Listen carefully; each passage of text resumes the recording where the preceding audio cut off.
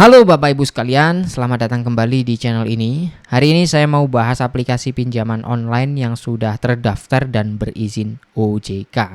Nama aplikasinya adalah Modal Nasional teman-teman ya.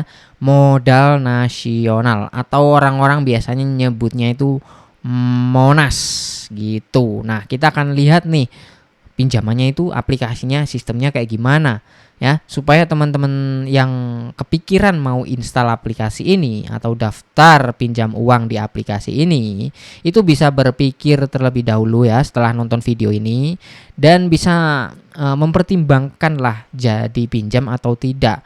Makanya nonton video ini sampai selesai dulu. Kalau nanti udah nonton sampai selesai barulah teman-teman nanti pasti akan menemukan solusi mau memutuskan lanjut pinjam atau tidak. Karena di sini saya akan kupas secara tuntas sedetail mungkin ya teman-teman, mulai dari limitnya, tenornya, dan bunganya berapa dan lain sebagainya.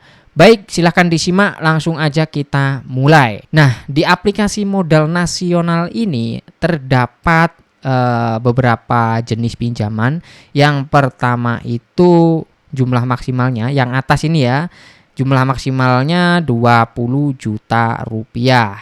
Yang kedua 12 juta rupiah. Loh, kok malah lebih kecil? Ya karena pasti ada bedanya teman-teman. Bedanya itu tenornya lebih panjang ya. Tenornya 6 bulan. Tapi limitnya lebih kecil dari yang atas. Selanjutnya yang paling bawah itu 10 juta rupiah limitnya maksimal.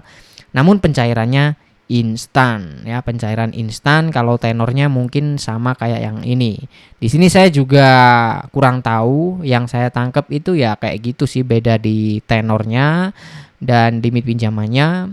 Tapi untuk detailnya karena saya nggak bisa buka teman-teman, di sini fiturnya belum terbuka. Nah, gimana cara membuka fitur yang dua ini? Teman-teman itu harus aktif dulu nih, aktif dulu menggunakan yang atas ini ya. Tenornya tapi hanya 120 hari. Tapi setelah saya coba, tenornya itu nggak ada 120 hari teman-teman. Bahkan bisa dibilang sangat pendek sekali. Kalau nggak percaya, mari kita lihat dapatkan dapatkan pinjaman ya. Nah, di sini coba teman-teman perhatikan. Ternyata saya hanya bisa pinjam maksimal 800.000 rupiah. Namun di sini kita bisa pilih kembali jika kita mau pinjam lebih kecil. Misalkan di bawahnya 800.000 itu ada pilihan 700.000 dan 600.000. Atau teman-teman bisa masukkan nominal sendiri, namun paling kecil itu 500.000 teman-teman ya. Nggak bisa kayak nominal-nominal ganjil ya. Teman-teman tinggal edit aja kalau mau edit ya gini. Nah, di sini saya contohkan biarin aja 800.000. Kita akan bahas tenornya. Nah, beberapa hari yang lalu tenornya itu nggak sampai 120 hari teman-teman ya. Tapi sekarang sepertinya udah diupdate ya. Sekarang itu 120 hari. Namun jangan senang dulu teman-teman ya. Jangan senang dulu, kita akan tunjukin rincian detailnya. Maksudnya kan yang namanya pinjaman online harus transparan dong ya.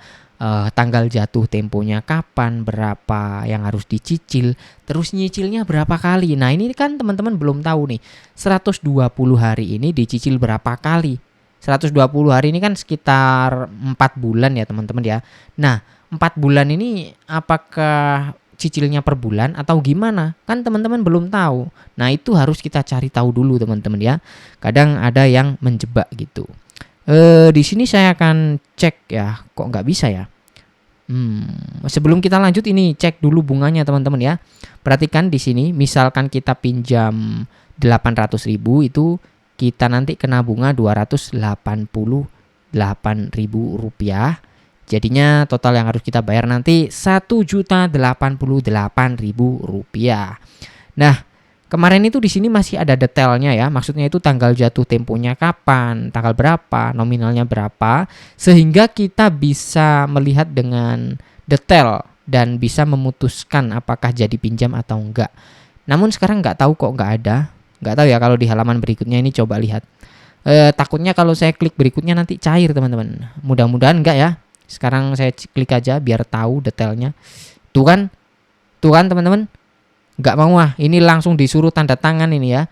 Disuruh tanda tangan nanti malah cair gitu.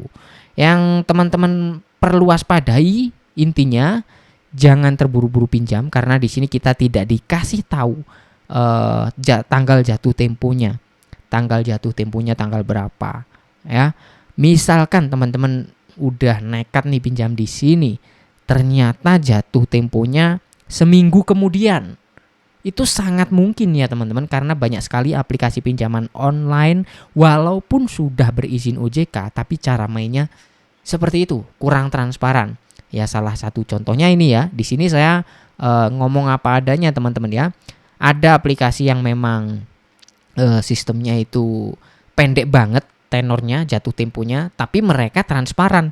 Mereka ngasih tahu di awal tanggalnya berapa yang harus dibayar, jatuh temponya, dan nominalnya berapa itu dikasih tahu. Namun untuk aplikasi ini saat ini tidak ngasih tahu ya tanggal jatuh temponya berapa, nominal yang harus dibayarkan berapa. Ini teman-teman harus waspadai dan harus sangat berhati-hati. Rata-rata nanti seminggu kemudian atau 2 minggu kemudian teman-teman akan ditagih ya dengan nominal yang cukup fantastis. Misalkan 800.000 nanti teman-teman bisa ditagih 2 minggu kemudian dengan total nominal biasanya Rp900.000. Karena kan di sini yang harus kita bayar 1.088.000. Jangan dikira ini per bulan ya teman-teman, terus 1 juta ini dibagi 4 bulan itu enggak ya. Biasanya nanti cicilan pertama itu gede banget, misalkan 900.000 gitu.